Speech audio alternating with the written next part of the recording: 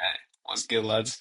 So it is UFC Shanghai this weekend, and yeah, it's a pretty decent card, dude. Stacked all around. To be honest, I would have liked to see like a Song Yadong main event instead of like a Zhang Mingyang, but it's whatever. Like Zhang Mingyang is like a Chinese specimen for them, you know what I'm saying? Pretty massive built guy, you know what I'm saying? We need to save China, but like yeah, dude. So it kind of makes sense, and he should be able to get a decent performance. Kind of spoil my pick. But before we get into it, dude, I would like to address the pound for pound list right now because what the fuck is Khamzat Chimaev doing up at number four? You know what I'm saying, dude? Alejandro Pantoja literally received the belt mid 2023. Chimaev is receiving it in the latter half of 2025. And I do realize that he has like decent wins before, like Gilbert Burns and a draw against Kamaru Usman and a win over Robert Whittaker. But dude, come on, like also he and dude Volk being number six honestly enrages me as well because like dude, if you're Dana White and you have John Jones still at number one because of his previous work, then shouldn't Volk by that logic still be number one? You know what I'm saying? I mean they're lucky they didn't put Hamzat over Marab, or else I would literally be making a whole ass video about this. But yeah, dude, just wanted to address that real quick. I also would like to address Shavkat being the newly ranked 15 pound for pound. Um, I'm a massive Shavkat fan, but yeah, it doesn't really make sense. I mean, you literally have Sean Brady who's ranked above him in his own division. So yeah, I'm a massive Shavkat fan, but yeah, that doesn't really make much sense, dude. Gotta really send patches for that. But yeah, let's go into the China card, dude. This is actually a pretty fun card. I'm not gonna be covering every single one of these because, to be honest, I don't know who these two are in particular, but or these two, but. Yeah, dude. Let's get on to the first fight that I would like to cover, which is Uran Satybaldiev versus Dia Nurgozhay.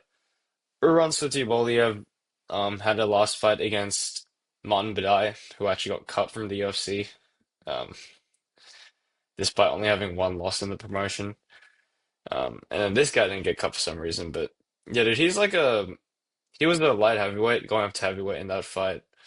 And he did make the fight somewhat competitive with the lighter man's skill. He's like a guy who just gets in your face and just like roughs you up, makes it a war, kind of like likes to grapple with you.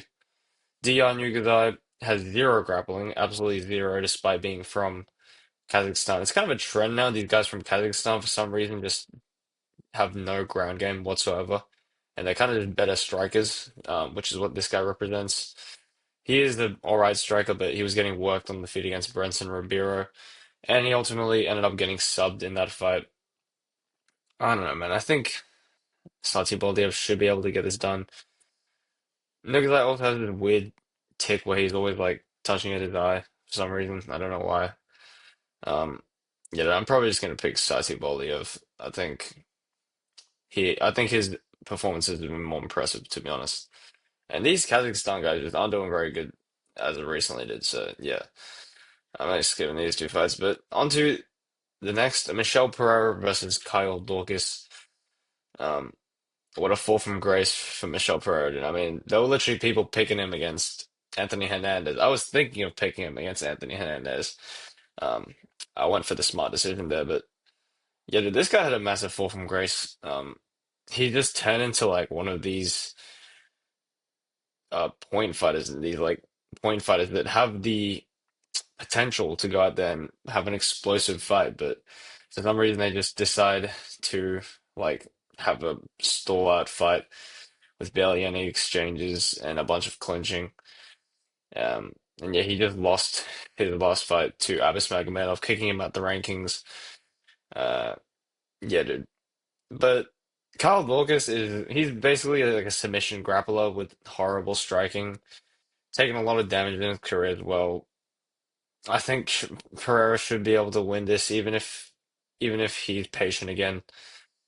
Yeah, I think I'll just put him as a lock to win this fight, dude, because yeah, this guy was literally getting picked before against Anthony Hernandez. So there's levels to the game. Kyle Daukaus should not be able to win this, even though Michel Pereira's had a fall from grace. So yeah, um, no stupid black flips though. Surely we see the backflipping Michel Pereira back. But yeah, dude. On to the next, Rongzhu. When the police pull me over, I tell them you got the wrong Jew. But yeah, I'm only picking Rongzhu here, dude. Literally my uncle, but. Yeah, dude, he's kind of like just one of these scrappers from Asia. You know what I'm saying? He's also like pretty strong in physical exchanges against his opponents, which is honestly what's making me pick him here, dude. Because Austin Hubbard's kind of just a control you up against the fence type of guy, weak striking. He's gonna want to just control Rongzhu up in this fight. Rongzhu's actually a pretty strong guy. I think he should be able to just get this done via output, maybe putting away Austin Hubbard in like the third or second round. I could definitely see that here, and yeah, hopefully getting a pretty stand-up win for China, for sure. And on to the next one, Charles Johnson with Lona Kavanagh. Sleeper of a fight here, dude. I mean, uh, the UFC has done Charles Johnson wrong, in my opinion, dude, because he was like on a four-fight win streak before, and he should have been looking up. They fed him to Ramazan Temirov, really hard matchup on paper, and he ended up losing a fight that he arguably could have won as well, I'm pretty sure. And yeah, now that he's getting one of the hardest in my opinion, the hardest prospect in the UFC. I don't know why their names are switched around, but yeah. I think thing about Charles Johnson though is that he kind of like is pretty inconsistent. He beats a lot of opponents that are like pretty impressive to beat, but then he also loses to some that you're just thinking like, how did you manage to do that? You know what I'm saying? Like this guy's losses to guys like Cody Durden, Muhammad Bakayev early on in his career, not so bad. But yeah, the notable one is Cody Durden. Also, Ramazan Temirov making a debut. Realistically, he probably should have won that fight. Um, and then before that, Esteban, he's pretty decent to be fair. Lost to Odie Osborne though, that's a fucking kicker right there. Um, and yeah, dude. But overall, win against Joshua Van is huge. Win over Sumudaerji. I will bring this fight up later, but he really didn't look all too great in this fight as well. Um, but I just believe in Lona Kavanagh here, dude, because he's probably the best prospect at flyweight. He has a kickboxing background. He's really elusive on the feet. And then his last fight against what's called Felipe dos Santos, I'm pretty sure, he showed a pretty decent um ground game as well. And he was like drowning in blood from that fight as well. So he's an absolute dog in there. And yeah, I just trust him at this point. He's shown enough of his game here. He has decent wins against Jose Ochoa and obviously Felipe dos Santos. I just trust him to get this done, dude. Um, it's a pretty big step up for a third fight, but he's the truth, dude, and I trust him to get this done. But yeah, on to the next. I don't really know either of these guys, to be honest. But yeah, um, yeah, we have Taiyilake Nueraji, one of the guys that I actually have quite a bit of faith in from Asia as a prospect, versus probably one of the biggest bums in the UFC could find, Kiefer Crosbie. This guy I literally know him from an influencer boxing um event, Kingpin, which like died ages ago. It's basically like the shitty version of Misfits in a way. But yeah, this guy's literally just in the UFC because he's from Ireland and they need a little bit of representation from there. He's literally just like a guy that just prays to land boxing combinations. And but he's like very easy to dominate in the grappling. He's been subbed twice in a row against Cans, and he was a journeyman up in Bellator as well. And yeah, we know how shit Bellator is. Fuck you, Aaron Pico. But yeah, dude, Nueraji is actually a decent prospect from China. I actually do believe in this guy quite a bit. He's shown to have pretty decent power. To be fair, people who he's been fighting uh probably have about half the testosterone that Kiefer Crosby does because of the destruction of Asia with anime and all this shit. But yeah, like he should be able to get this done, dude. Kiefer Crosby is a fucking journeyman, and he shouldn't even be in the UFC. And I trust that Nueraji should get this done. But yeah, maybe money on Crosbie shouldn't be too bad. But yeah, let's go on to the next one, dude. Sumudaerji versus Kevin Borjas. Now, I do like to pick Peruvians in general just because it's fun for me. I have a bit of heritage from over there, so I generally like to pick them. But I'm not gonna lie here, dude. A lot of people picking this underdog of Kevin Borjas. I really don't believe in it this time. I actually picked Kevin Borjas to beat Ronaldo Rodriguez because I thought Ronaldo Rodriguez was ass, and that going to decision with Joshua Ben's not that bad of a look, especially now.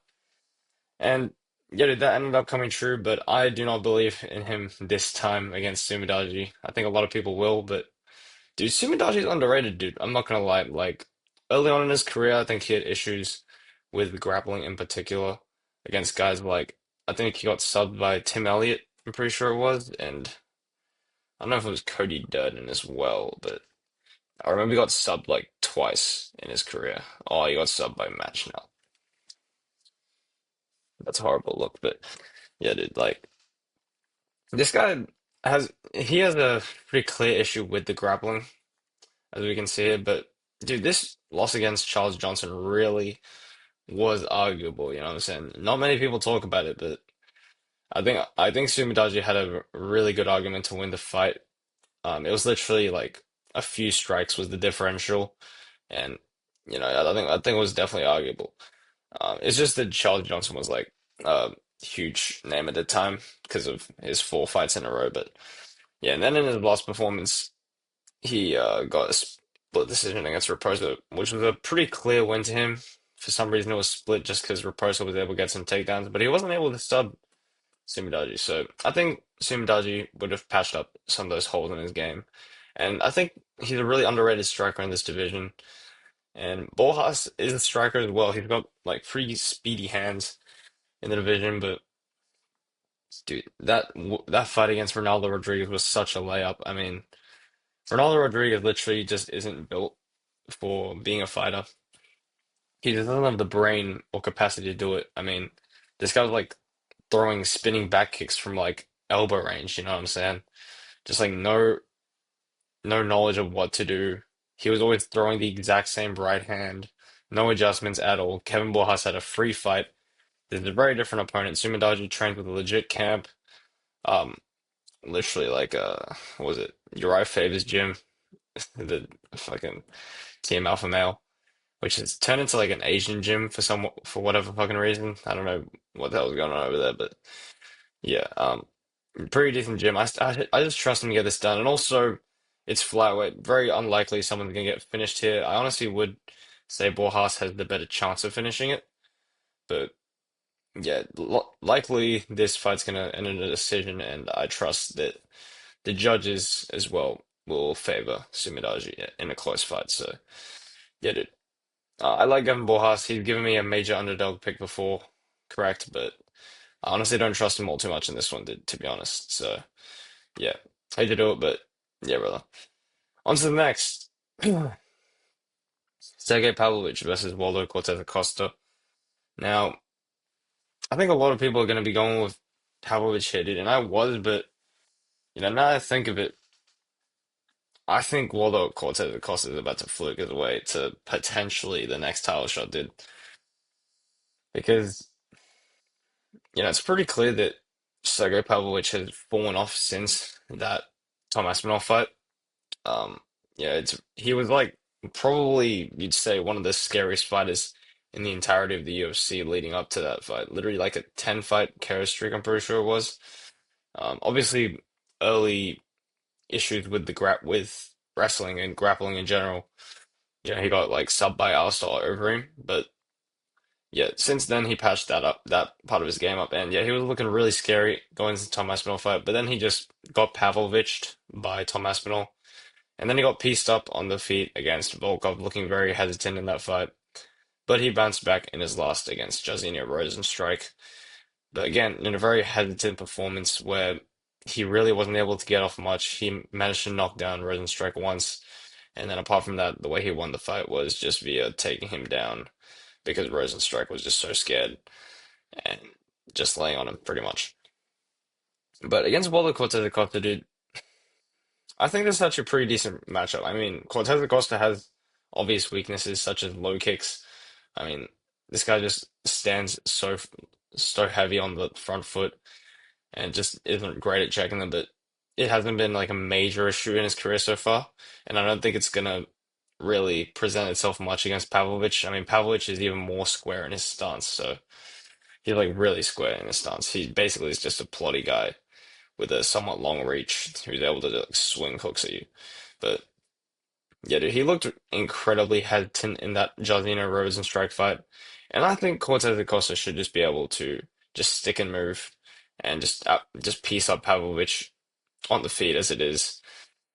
Um, and yeah, I don't think Pavlovich is going to have an answer to it because he just is so hesitant. I think Cortez Acosta could even rage bait him with like the emote he does, making Pavlovich potentially overswing or something, which could get him taken down by Cortez Acosta as well. I think Cortez Acosta honestly is a pretty good matchup for beating Pavlovich. Yeah, obviously, if Pavlovich was to win, I think it'd probably be by obviously KOing Cortez Acosta. Maybe we see a vintage Pavlovich here, or we see him potentially taking down Cortez Acosta. But I don't know, man. I could really see Cortez Acosta just piecing him up and just getting out of rage just in time, being defensively responsible. I think Pavlovich is he's just not the same guy as he was before. And Cortez Acosta is pretty decent, dude. I mean, win over Ryan Spann. That's sleight of man skill right there. That proves to me that you're able to dog it out with guys that have pretty decent mind muscle connection, and also wins against Rebel's Display and showed decent wrestling there against a guy with zero wrestling though. And yeah, dude, he just beat a live dude in Sergei Spivak. I thought that it was very close. I thought Cortez Acosta edged out just slightly, but yeah, dude, I think he's got this. I think he's got this, dude. Should be a decision. I don't think he knocks out Pavlovich, but yeah, I think well the Cortez Acosta decision is what I'm gonna go with here, dude. People forget, man, this guy has a actually has a pretty good background in boxing as well, so yeah, me Dominican. But yeah, on to the next, dude. Really good co-main event here. Aljamain Sterling versus Brian Ortega. Honestly, kind of a main event worthy fight, you know what I'm saying? This is a former champion versus a one of the like a multiple time title contender in Brian Ortega.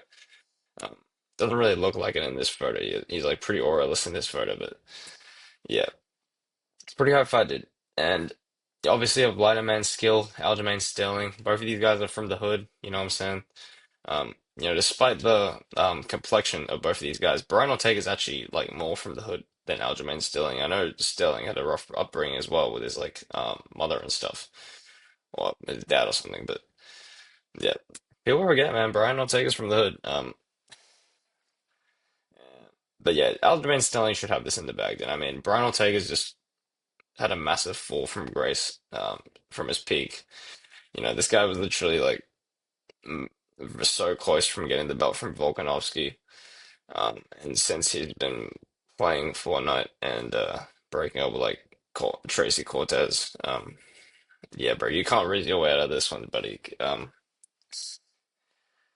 mean, bro, I'm gonna get into the matchup soon, but like, dude, just imagine Brian Ortega's waking up in the morning and just hopping on the PlayStation, bro. Aljamain Sterling's waking up in the morning and his neighbor's literally Marab Davalishvili. You know, he wakes up, Aljo, like. He's just immediately seeing Marab outside on a jog, you know what I'm saying? Like, it's just different shit. And in terms of the matchup, I mean, Brian Ortega's last performance against Diego Lopez, I actually picked him to win that fight. Very low moment, but yeah. He just looked awful. He got rocked immediately into the fight, wasn't able to get any grappling going. He just kind of got dominated the entire 3 rounds. Um, they showed absolutely nothing. Before that, got a fluke submission over Yair. Well, not really a fluke. He kind of just survived, like zombied his way through and managed to get a sub at the end. But dude, Aljamain Sterling just had way better performances recently. He was able to just ragdoll Calvin Kattar, which is a guy who has pretty decent takedown defense, and he had a really competitive fight against Movsar Love that was literally that he literally just lost, um, based off a few pitter-pat shots by Evlov. So yeah, dude, but he went toe-to-toe with him, even in the striking as well, where which Evlov is quite underrated in as well. Dude, I could just see him backpacking Ortega here, potentially just out wrestling him as well. On the feet, Ortega has all right volume, but zero technique. Aljamain Sterling has this unorthodox style. It's very awkward, like very bantamweight, stringy-esque. Um, yeah, dude, lighter man skill. He should just be able to get this done here. They're also just different points of their careers. Aljamain's a bit older, but he's just he's just way more in point at this stage, and he's just elite, and I think he really is up there with the top dogs right now. And unfortunately, I don't think Ortega is. Um, so yeah, dude, I think Sterling's gonna win, but yeah, I do like Ortega, man. I don't know. I do feel like I have a connection to some of these fighters that are like on the downfall, but like you kind of feel bad for them, like Marvin Vettori or Ortega. You know what I'm saying? I don't want to see these guys go on a massive downfall or anything, but yeah, dude, Sterling should have this in the bag. But on to the last fight, main event, dude. Johnny Walker versus Zhang Mingyang. I mean, dude, what do you want me to do? I mean, listen, man, I could come out here and say that Johnny Walker is gonna land a flying knee, or maybe Zhang Mingyang. This goes past the first round. He gathers out. Walker's able to, just sub him or something later on. But dude, this is a light heavyweight fight. And Zhang Mingyang's proven that he is a guy who's able to impose his will time and time again. This guy has like 19 or something first round knockouts. He imposes his will, so you can count that this is not going to be one of those like timid uh light heavyweight fights that tends to happen sometimes. Um, yeah, dude, the fact that the guy's gotten that many round one KOs, he should just be able to do it again, especially in front of like a Chinese crowd, dude. Like, there's no way that this is going past the first in that regard. And I mean, dude, just look at this, right? Johnny Walker potentially has like the worst chin in the entire like heavier weight classes. And dude, just look at Zhang Mingyang. I mean, look at me, right? I look like a kind of like a chinny guy. This guy was literally built in a lab to withstand Johnny Walker's flying knee. All right, dude. I mean, just look at the fucking extra. This guy was literally built in a fucking Chinese lab where they were thinking, okay, we need like a big monster to like get a UFC belt. They literally built this guy for that specific reason. Maybe he was pulled out of like Minecraft, you know what I'm saying? I don't know. But dude, this guy's just built completely different to Johnny Walker at this stage. Johnny Walker's always been incredibly chinny. He's probably gonna get knocked down some fucking goofy way here. Um, and Zhang Mingyang is honestly quite underrated, dude. I mean, in the in all his fights, he's kind of shown, especially in his loss against Anthony Smith, he actually looked pretty impressive. The guy obviously has a pretty decent kicking game, was able to implement that against Smith, which is like the obvious way to beat Smith. And this guy mixes in the elbows really well, dude. He's gotten like quite a few elbow KOs, and I think that's really smart at heavyweight, especially against Johnny Walker, because Johnny Walker's never had a jab or anything to really maintain distance. So yeah, dude, those elbows are gonna be free for Zhang Mingyang all day. Leg kicks, maybe not all too reliable in this matchup, but yeah, dude, he should just be able to impose his will, and land something eventually. Yeah, dude, you just can't pick Johnny Walker here. I mean, you're literally just going a Hail Mary at that point. You know what I'm saying? But yeah, dude, that will do it. Um, I'm obviously going to be leaving timestamps as always. Like and subscribe if you haven't already. And yeah, dude, uh, goodbye.